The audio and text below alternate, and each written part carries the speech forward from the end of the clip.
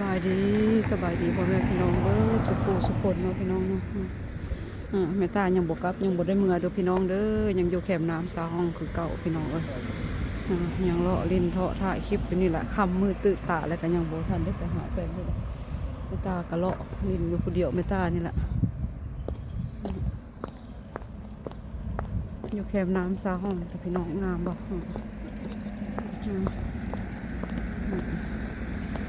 เห็นบ่พี่น้องตาก็ยังย่างเล่นนี่น้องแฟนส่งไปสามาหาอีกแล้วตาก็ย่างไปบรรยากาศยามมื้อแรงก็งามเด้พี่น้องงามเนาะพี่น้องเนาะมันตาจะได้ยามบรรยากาศดีๆไปสิแหละพี่น้องเหรอมันสะท้อนกับสายน้ำงามเนาะพี่น้องเนาะแสงไฟนะมันสะท้อนกับน้ำนะงามเลยพี่น้องรถกระเล่นก่ายหลังเมตาส่วนสั้นอยู่เมตากันถ่ายเป็นเมตาเพิ่นกันส่งข้อความมาหาเมตาว่าจะตอบเพื่อดอกเมตาถ่ายคลิปเมตาเนาะเมตาก็อยากได้บรรยากาศยามมื้อแรงวันที่ไหนพ่อแม่พี่น้องเพิ่นกันงามรถก็เจ้าทางเสียงใส่กันนะ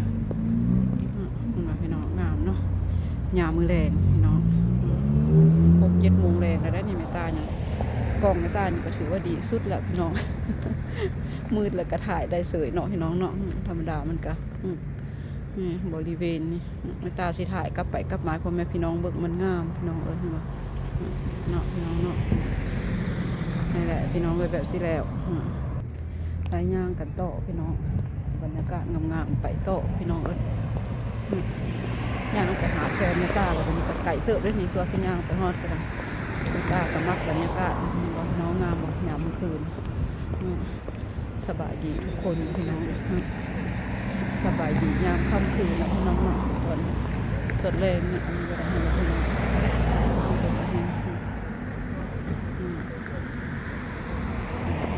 เมื่อกี้นี่คลิปที่แม่ตานั่นนะถ่ายผ่านไปเห็นมันแม่นนั่นนะตอนสวยตอนยังเว้นอยู่เนาะพี่น้องเนาะยังเห็นแสงแดดเห็นอย่างอยู่นะแต่ว่าตอนนี้นี่มันมีแสงแดดแหละมันค่ำแหละพี่น้องแต่เมตาก็อยากถ่ายพ่อแม่พี่น้องเบิ่งนะก็ยังดีอยู่กล้องเมตาก็ยังจับได้ยังถ่ายได้งามพี่น้องนะพักหลายพี่น้องเอ้ย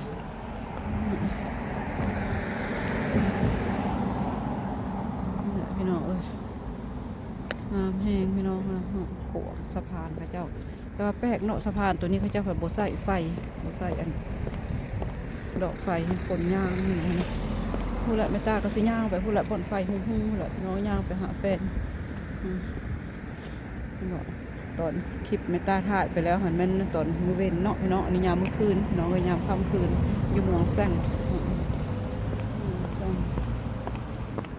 น้องไปทางที่เมตาย่างอ้อมไปอ้อมมาก็อยู่แถวนี้พี่น้องเห็นบ่นั่นแหละน้องนี่ย่างกันโตพี่น้องก็งามหลายเมตามากบรรยากาศตัวนี้นี่พี่น้องเห็นบ่ถ่ายก็ไปก็มาจะเจ็บหัวกับเมตาด้วยพี่น้องเด้อเมตาก็ถ่ายฟ้าไปหาแฟนกับปานั้นจะเพิ่นอันเป็นห่วงนะเพราะเมตากับบ่ได้อันนั้นเพิ่นเนาะเมตากับบ่ได้อันบอกบ่ได้ตอบคอมเมนต์บ่ได้ตอบอันนะมิซ่าข้อความเพิ่นมาหยังเนาะตาก็มาย่างเลย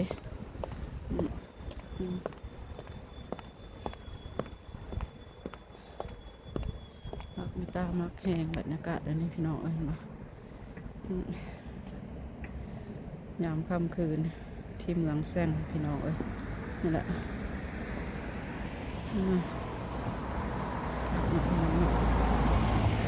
ไปโตกันแบบพี่น้องยามโตไปหาแฟนแล้วตอนนี้ยังคนเป็นห่วงหลายชั่วโมงเติบแต่เมตามาย่างก็ได้พี่น้อง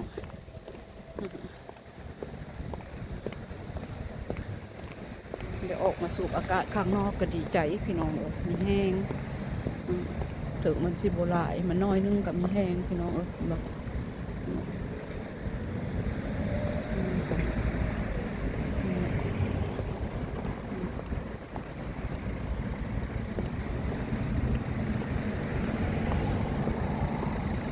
ค่ำคืนชูเมืองแซงพี่น้อง ก็เล่นกันที่จริงไม่ทราบว่าสิข้ามไปเบื้องนั้นแต่บ่ได้ข้ามไปจะสิข้ามขวบไปเบื้องนั้นอีกมือหน้ามาก็สิข้ามไปไม่ทราบบ่เคยข้ามไปจักเทื่อเบื้องคุณนะพี่น้องเห็นบ่ข้ามทางไปเบื้องนั้นบ่ทันเคยไปคุณละมือใดอากาศดีๆคุณละก็สิไปพี่น้องเอ้ย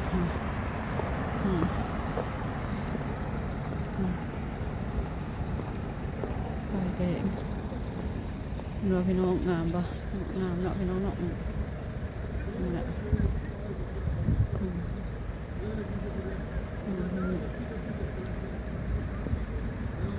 บรรยากาศยามเมื่อคืนพี่น้องเลยค่ำละเบิ่งนำกันพี่น้อง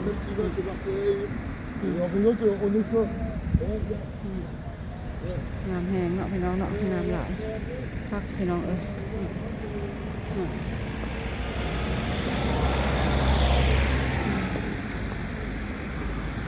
พี่น้องบรรยากาศยามค่ำคืนพี่น้องเอ้ย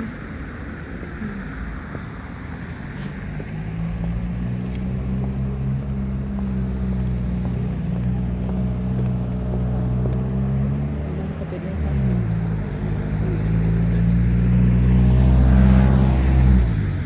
แฟนไม่ตาคนเป็นห่วงให้มียาถ่ายคลิปเสื้ออยู่พี่น้องเอ้ยมันงามเนาะยามเมื่อคืนนะเบื้องนี้นี่งามหลายพี่น้องตัวนี้งามเลยบรรยากาศยามแรงพี่น้องยามแรงยามค่ำคืนเนาะพี่น้องเนาะบุรีมองบุรีหนทางเขาเจ้ามันจะสวนกันอยู่พี่น้องเอ้ยน้องทำเสียงรถเสียงอย่างเนาะไม่ตากระทะอยู่ถนนหนทางไปแบบสิแบบพี่น้องแบบค่ำเลยเนาะพี่น้องเนาะ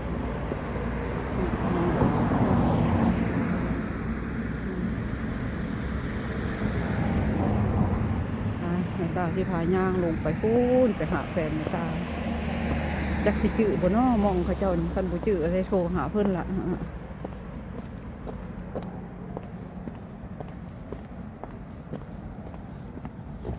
แม่ตาจะข้ามไปเบื้องนั้นสิข้ามไปกับพี่น้องแม่ตาสิข้ามมาขวบเบื้องนี้เด้อพี่น้องเด้อนี่ข้ามมาเบื้องนี้ก่อนอันนี้เป็นเบื้องนี้พี่น้องเอ้ยแม่ตาข้ามมาเบื้องมันตาบ่เคยมาจักเทื่อเบื้องนี้นี่พี่น้องมันพอได้เคยย่างมาจักเทื่อมือหน้าเขาสิมาย่าง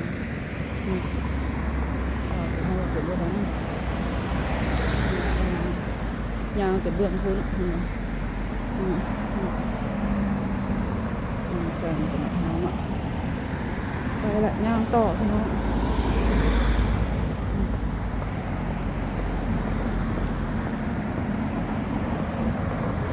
เดินหน้าโตยามถ้าเรือแฟนในตาสิหายก็เป็นห่วงเจ้าคือบ่ตอบมันอย่างแรกสิว่าแหละเพิ่นเคยหายในตาอยู่ในตาแต่เพิ่นกับว่าไปตางอนเพิ่นบ่ได้งอนพี่น้องในตาจะถ่ายวิดีโอในตา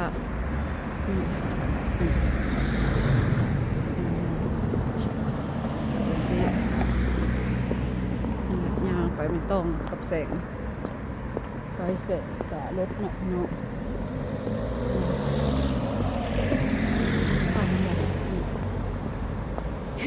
เห็นดอกไม้บ่ได้อวยกองใส่รถแม่ตาพี่น้องเอ้ย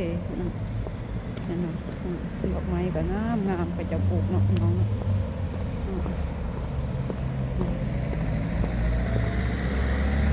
ม่ตาก็สิย่างไปหาแฟนเลยพี่น้